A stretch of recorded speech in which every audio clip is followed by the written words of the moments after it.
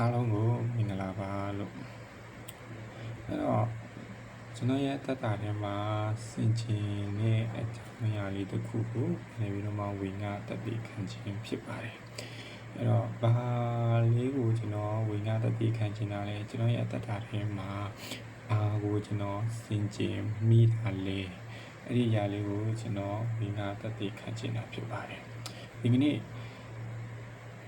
တိပိခန်းကြီး9အငယ်9ကိုကျွန်တော်တို့ကြည့်တဲ့အခါမှာကျမ်းစာကဒီလိုရေးတယ်တင်တို့ကိုတဲ့တတိနှစ်ကြည့်ရှုတော်မူသောကြောင့်တင်တို့၌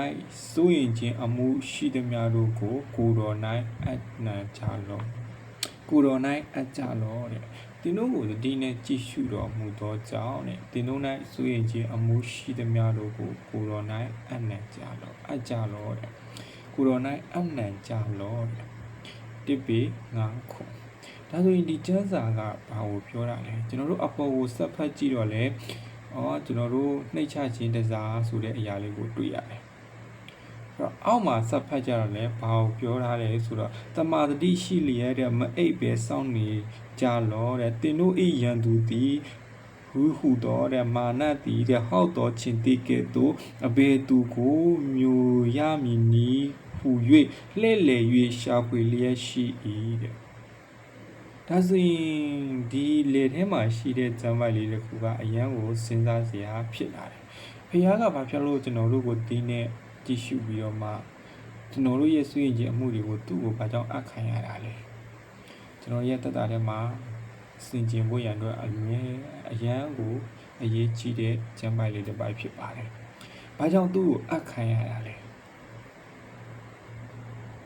ကျွန်တော်တို့ဘာတွေစိုးရိမ်နေတာလဲကျွန်တော်စိုးရိမ်နေတဲ့အမှုကိုရောဒါဆိုဖခင်ကသိတယ်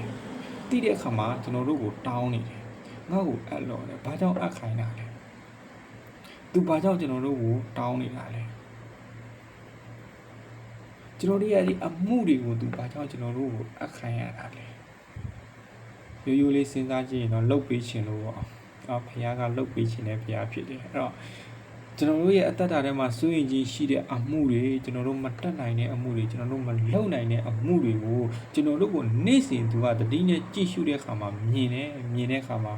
ကျွန်တော်တို့မလုပ်နိုင်တော့ဘူးကျွန်တော်တို့မတတ်နိုင်တော့အဲ့ဒီအမှုကိုဘာလုပ်ခိုင်းတာလဲဘာလုပ်စီချင်တာလဲဆိုတော့သူလှုပ်ပေးခြင်းနဲ့စိတ်ဖြစ်တဲ့အခါမှာသူလှုပ်ပေးခြင်းနဲ့အရာဖြစ်တဲ့အခါမှာအဲ့ဒီအမှုကိုငါ့ကိုအဲ့ဒီအမှုကိုပေးအဲ့ဒီအမှုကိုကျွန်တော်တို့ကဖရာသခင်ကိုအပ်လိုက်တဲ့အခါမှာဖရာကသူကကျွန်တော်တို့လှုပ်ပေးမှာဖြစ်တယ်သူကလှုပ်ပေးမှာဖြစ်တယ်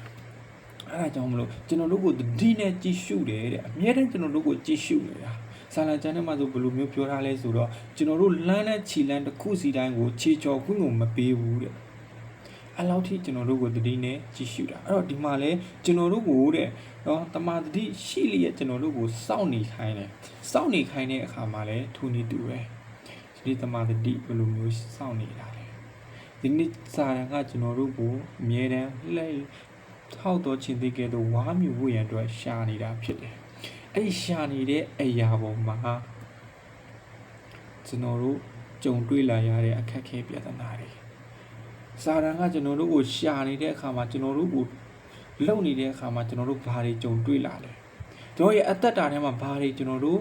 ဖြစ်လာလဲအဲ့ဒီဖြစ်လာတဲ့စွေခြင်းအမှုရှိသမျှတို့ကိုတဲ့ငါ့ကိုပေးလိုက်တဲ့ဖះကိုအပ်လိုက်တဲ့ဖះကိုအပ်လို့ရှိရင်ဖះကလှုပ်ပေးမှဖြစ်တယ်လှုပ်ပေးခြင်းနဲ့ဖះဖြစ်တယ်လှုပ်ပေးနေတဲ့ဖះဖြစ်တယ်အဲ့ဒီဖះကိုကျွန်တော်တို့ဘာတွေစိုးရိမ်နေလဲယနေ့စိုးရိမ်နေတဲ့အမှုတွေကိုကျွန်တော်တို့အပ်ပါအဲ့တော့ကျွန်တော်ကိုဒီစမိုက်လေးအပြင်ဘယ်လိုတုံတင်လဲဆိုတော့မင်းကငါတတိနဲ့ကြည့်ရှုနေတယ်ငါဒီလောက်လှုပ်ပေးခြင်းနဲ့ဆိုတဲ့အရာကိုငါမင်းကိုပြောနေတယ်ဘယ်လိုပြောလဲဒီတို့ဒီငါအိနာမကိုအမိပြုရဲ့အဘေစုကိုများမတောင်းကြသေးဒီတို့ဒီငါနာမ၌တောင်းတော့ခမဲတော်ထံမှာတောင်းလျင်ထိုရာများကိုရမယ်လို့ယောဟန်ထဲမှာလည်းပြောထားတယ်ယောဟန်15ထဲမှာလည်းပြောထားတယ်ဒီတို့ဒီငါ၌တည်ကြလို့တောင်းကြတော့ငါနာမ၌တောင်းကြတော့အဲ့တော့အဲ့ဒီအရာတွေဒီနေ့ဖခင်ကပြောထားတာဘာကြောင့်သူ့နာမနဲ့တောင်းခိုင်းရတာလဲ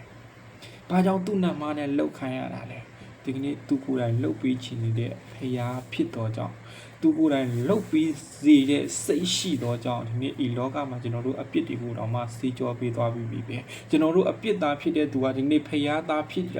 တဲ့အထိဖရာကလှုပ်ပြီးတယ်လှုပ်သွားပြီးတဲ့ဖရာဖြစ်တယ်ဒီနေ့ကျွန်တော်တို့ရဲ့စွန့်ရင်ချက်အမှုရှိသမျှတို့ကိုထပ်ပြီးတော့မှလှုပ်ပေးစေခြင်းနဲ့ဖရာဖြစ်တော်ကြောင့်ကျွန်တော်တို့မှာရှိတဲ့စွန့်ရင်ချက်အမှုရှိသမျှတို့ကိုလှုပ်ပေးစီခြင်းနဲ့ဖရာကိုအပ်ဖို့ရန်အတွက်ဒီကနေ့ဖရာကကျွန်တော်ကိုဒီနှုတ်ကပတ်တော်အားဖြင့်တုံတင်တဲ့ဒီနှုတ်ကပတ်တော်အားဖြင့်တုံတင်နေဆိုတဲ့အရာလေးကိုကျွန်တော်တတ်သိခံခြင်းပါတယ်ကျွန်တော်ရဲ့တတ်သိခံခြင်းဖြစ်ပါတယ်အားလုံးရောက်စီတိုင်းဖရာခင်ကောင်းချီးပေးပါစေ